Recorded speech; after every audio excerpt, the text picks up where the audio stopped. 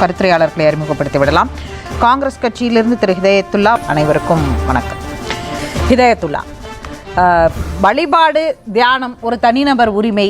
India முழுவதுக்கும் பிரதமராக இருக்கிறவருக்கு மலையில் போன முறை இருந்தார், இந்த முறை குமரி முனையில் உட்கார்றது உரிமை இல்லையான்னு கேட்குறார் ஸ்ரீகாந்த். நீங்கள் தனிநபர் என்பது அல்ல, பிரதமர் என்று சொல்லிட்டு வல்லமை மிக்க தலைவர்னு சொல்லிட்டு அவரை போய் தனிநபர்னு சொல்கிறது தவறு. அவர் போனால் விளம்பர வெளிச்சங்கள் அதிகமாக இருக்கும். சம்பந்தமே இல்லாமல் தேர்தல்களுக்கு நடுவில் 2ஆம் கட்ட 3ஆம் கட்ட நடுவில் ஏற்கனவே அவர் போய் திறந்து வச்சிட்டார் ராமர் கோயிலை. மீண்டும் ராமர் கோயிலுக்கு போனார். நல்லா புரிஞ்சுக்குங்க, இந்தியா மட்டுமில்லை உலகத்தில் இருக்கக்கூடிய அந்த வெளிவெல்லாம் இருந்துச்சு. எல்லாரும் போய் அப்போ இது பண்ணி விளம்பரம் பண்ணாங்க. எங்கே பார்த்தாலும் அதுதான் நடந்துச்சு. எதுக்கு இது செஞ்சார்?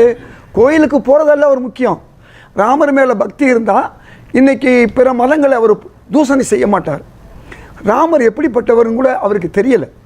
அதாவது ராமர் என்ன செய்கிறாரு தெரியாமல் இருக்குமா? தர்றேன் சொல்கிறேன், அவருக்கு தெரியலைங்கிறது தான் உண்மை. அவருக்கு எது தெரியலேன்னு சொல்ல வரேன். குகனோடு ஐவரானோம், குன்று சூழான் மகனோடு அறுவரானோம், விபீஷனை பார்த்து நின்னோடும் எழுவரானும் சொல்லி சொன்னார் இல்லையா? வானரமாக இருந்தாலும் என்னுடைய அன்புக்கு உள்ளவர்கள்.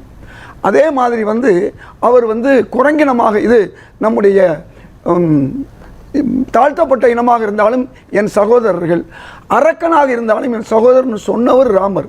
ஆனால் இன்னைக்கு நேற்று கூட என்ன செய்கிறாரு? சிறுபான்மைகளுக்கு ஏதாவது பேச மாட்டேன்னு சொல்லிட்டு பேசுகிறார். அதனால் நீங்கள் இன்றைக்கி விவேகானந்தர் சிலைக்கு போகக்கூடிய காரணம், விவேகானந்தர் யார்? அவர் மதவாதி அல்ல, அவர் ஆன்மீகவாதி. ஒரு மதத்தை பின்பற்றினாலும் கூட இந்திய ஆன்மீகத்தை பயணமா போறாரு. அதையே நீங்க திரும்ப நான் சொல்றேன், ஆன்மீகம் வேற மதம் வேற. ஒரு மதத்தை மட்டும் தான் அதை மட்டும் நினைத்து போறவங்க பேர் மதவாதி. எல்லா மதம் சொல்லக்கூடிய கூற்றுகளும் ஒன்று என்று சொல்லக்கூடியவர்கள் ஆன்மீகவாதி. எல்லா மதங்களையும் மதிப்பவர் ஆன்மீகவாதி. நபிகள் நாயகத்தை பற்றி உலகத்தில் சொன்ன பிற மனிதர்களை விட விவேகானந்தரை விட சிறந்து சொன்னவர் எவரும் கிடையாது. இந்தியாவில் இருக்கக்கூடிய இந்துக்களை முஸ்லீம்களை என்ன சொன்னார்னா, இந்துக்களுடைய உயிரும் முஸ்லீம்களுடைய உடலும் சேர்ந்தால் இந்தியா பரிணமிக்குன்னு சொன்னவர். அப்படிப்பட்டவருடைய இடத்துக்கு போகிறதுக்கு காரணம் அது விவேகானந்தர் மேலே உள்ள பாசம் இல்லை. கல்கத்தாவில் கொஞ்சம் இடங்களில் நாளைக்கு அந்த அவர் தியானத்துக்கு பிறகு இங்கே தேர்தல் நடக்குது. அது மட்டுமல்ல, அங்கே சில ரவுடிகள், ராமகிருஷ்ணா மிஷன் உங்களுக்கு தெரியும், நாங்கள் இந்துவே இல்லைன்னு சொல்லக்கூடியவர்கள். அங்கே பாஜகவினர் சிலருக்கும் அங்கே பிரச்சனை அந்த பிரச்சனையை உள்ளூர் அரசு தடுத்திருக்கு. இதையெல்லாம் மாற்றுவதற்காக வேண்டி நான் விவேகானந்தர் மீது பிரியமுள்ளவன் சொல்கிறார். நீங்கள் ஒரு உண்மையை புரிந்து கொள்ளணும். பிற்படுத்தப்பட்டவர்களுக்கு நான் ஆதரவாக இருக்கிறேன், காங்கிரஸ் எதிராக இருக்குன்னு சொல்கிறாரு. ஆனால் காங்கிரஸ் தான் பொதுத்துறை நிறுவனங்களை பல நூறு நிறுவனங்களை உருவாக்கி பல லட்சம் வேலை வாய்ப்புகளை பிசிக்கு அதே மாதிரி எஸ்சிக்கும் கொடுத்துச்சு.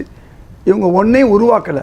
10 வருஷத்துல 30 லட்சம் வேலை வாய்ப்புல 25 லட்சம் வேலை வாய்ப்பு ஓபிசியில எஸ்சி கிடைக்கணும். அது வந்தால் ஓபிசியலுக்கும் எஸ்சிக்கும் கிடைக்குன்னு சொல்லி இதுவரை அந்த வேலை வாய்ப்பை கொடுக்காதவர் பிரதமர் மோடி. நான் எதுக்கு சொல்ல வர்றேன்? சுகுணா சொன்ன மாதிரி, அதாவது எங்கள் தலைவர் சொன்னார் பாருங்க, 90 அதிகாரிகளில் 3 பேர் தான் ஓபிசி எஸ்சி. அப்போ மீதி எத்தனை பேர் யார்?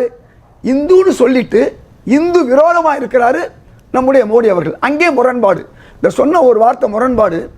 பேசுவது மானம், இடை பேணுவது காமம்னு கம்பன் அழகாக சொல்வார். அந்த கம்பன் தான் அழகாக சொன்னார், மதம்னா என்ன, கடவுள்னா என்னன்னு சொன்னார். கல்லிடை பிறந்து போது கடலிடை கலந்த நீத்தம், எல்லையில் மறைகளாலும் இயம்பரும் பொருளீதென்ற தொல்லையில் ஒன்றேயாகி துறைதரும் படர்ந்த சூழ்ச்சி. அதாவது கல்லில் தண்ணீர் விழுந்து கடலில் கலக்குதே, அது மாதிரி எப்படி பல ஆறுகளாக உருவாகிற மாதிரி ஆரம்பத்தில் எல்லா மதங்களும் ஒன்றாத்தான் இருந்துச்சு அப்படின்னு சொன்னவர் யார்? கம்பர். அப்போ விவேகானந்தர் ஒரு ஆன்மீகவாதி, கம்பர் ஒரு ஆன்மீகவாதி. சீதையை பற்றி சொல்லும் போது கூட இறைவன் இல்லைன்னு சொல்றவங்களே ஒரு அதுக்குள்ள போனா நிறைய சொல்ல வர்றேன். இவருக்கு மதமும் புரியல, பிரதமராக இருக்கக்கூடியவருக்கு இடஒதுக்கீடு என்னன்னு புரியல. இடஒதுக்கீடு என்பது எந்த அடிப்படையில் கொடுக்குறாங்க? பிற்படுத்தப்பட்ட அடிப்படையில் தான் அரசியல் சட்டம் 14, 15 ஏன் நமக்கு கொடுக்குது.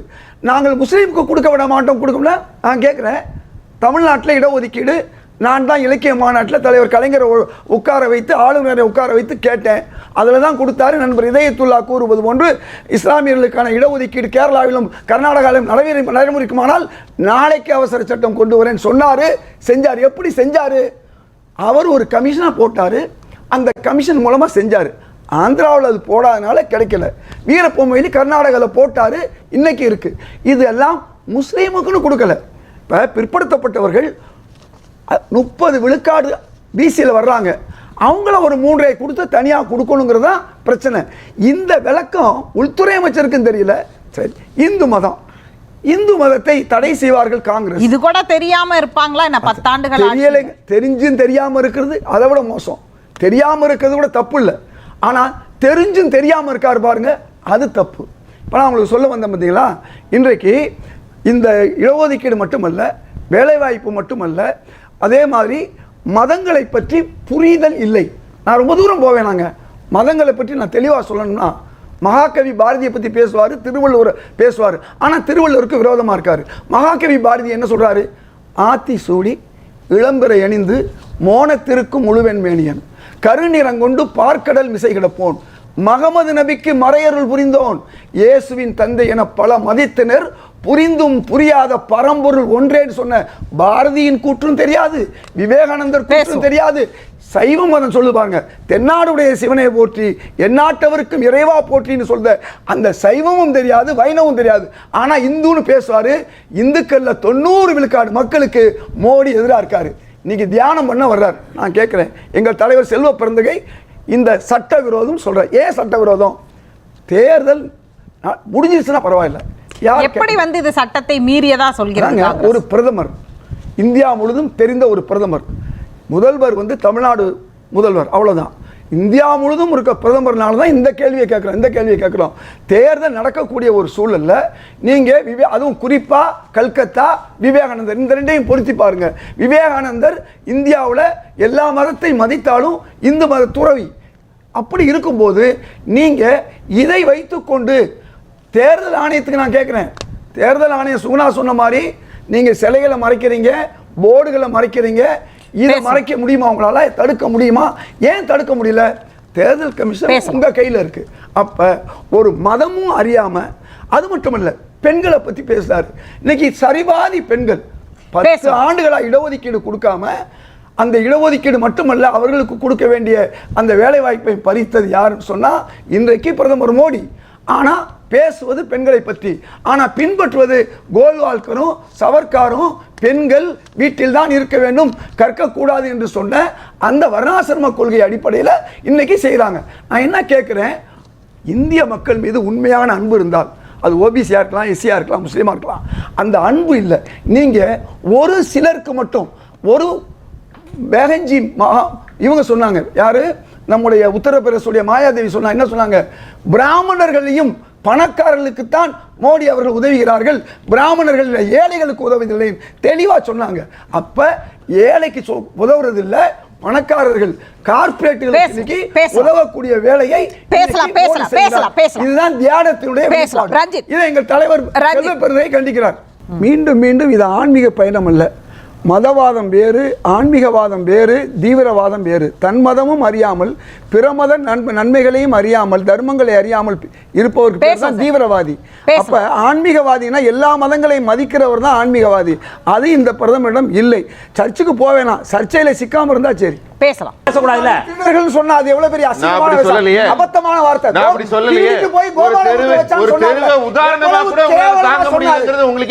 தன்னை பத்தி கூட கோபாலபுரத்துல வந்து தேடி கொண்டு காங்கிரஸோட நிலை தாழ்ந்து போனது காரணம் இந்த உணர்வு தான். உங்களுக்கு நான் ராகுல் பத்தி சொன்ன கருத்து உரைக்கல, இந்திரா காந்தி பத்தி சொன்னது உரைக்கல. கோபாலபுரம் உங்களுக்கு